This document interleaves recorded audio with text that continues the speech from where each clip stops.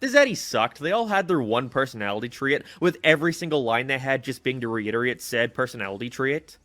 I am the girl Zeddy, so I will talk about my hair and nails and such. I am the fat Yeti, so I will talk about food and snacks and such. I can't believe Sonic Lost World is coming 10 years old this year, and somehow the Zeddies haven't managed to go away, returning in mainline games and spin-offs ever since.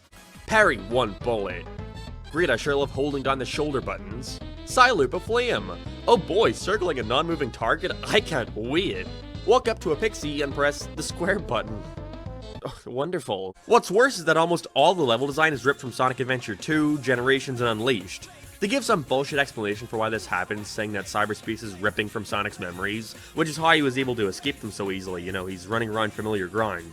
But that excuse gets thrown out the fucking window when you see there are certain levels that are completely original. What's the reason now, Sega? Despite all this, you can tell how miserable the guy sounds when reading these lines, but luckily, because of Garfield's character, the tone matches perfectly. I couldn't imagine anyone doing a better job than an elderly man who sounds like he had the soul sucked out of him.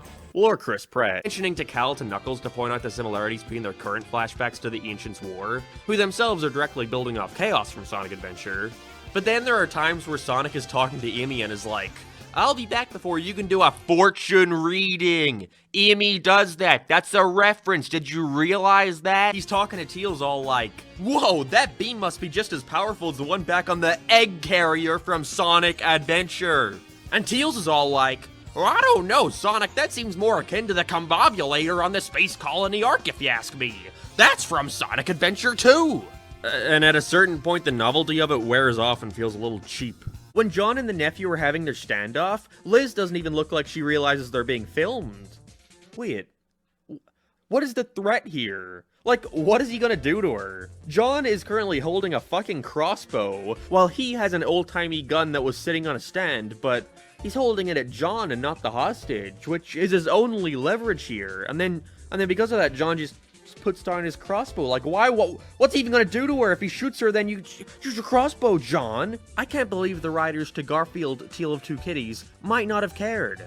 Introduce Eggman as the villain while at the same time hyping up some new threat that takes over by the end to shake things up. Whether it be Perfect Chaos eventually betraying Eggman, Neo-Metal Sonic betraying Eggman, Dark Gaia betraying Eggman. Okay, I'm noticing a pattern. See, something I always hated was when you'd go to watch a movie about Sonic the Hedgehog, let's say. You know, you see the wacky trailer, you go to the movies and pay $15 for a ticket and then whatever extra for food and drinks. Or you torrent it online for free. Only to sit down and realize that in a movie titled Sonic the Hedgehog, just as much time is dedicated to this random human character who has a plotline so boring you struggle to find out how it even correlates with a silly cartoon hedgehog.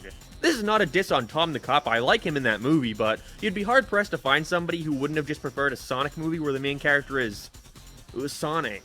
Alright, whatever, let's use a different example. So you're gonna go see Sonic the Hedgehog 2. Each island, except for one, I'll get to that, has the exact same structure. You find one of your friends trapped in cyberspace, you rescue them. They claim they're gonna help you find the emeralds, but let's be real, they don't do shit.